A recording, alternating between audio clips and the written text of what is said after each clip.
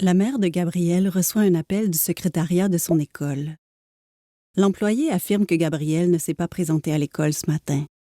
La mère, confuse, réplique qu'elle ne comprend pas puisqu'elle a bel et bien reconduit son fils elle-même à l'école. La secrétaire explique qu'une absence sans motif sera ajoutée au dossier de son fils et raccroche.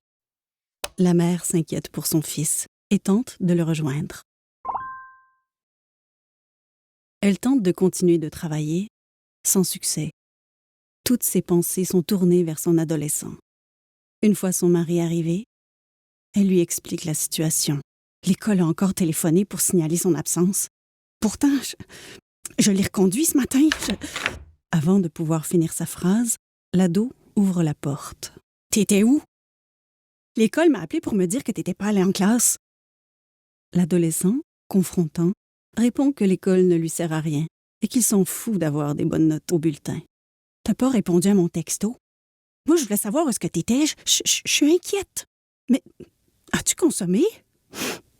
Mais ça sent le pot. » Le père, nonchalant, répond que c'est normal puisqu'il est adolescent et que c'est commun de rater les cours pour aller avec ses amis.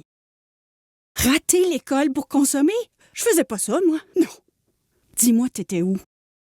S'il faut, là, on va te serrer la vis. T'auras plus le droit à ton sel. Plus le droit de sortir tant que tes notes ne remonteront pas puis que tu n'iras pas en classe. » L'adolescent rétorque brusquement qu'il n'a pas besoin de ses parents, ni de l'école.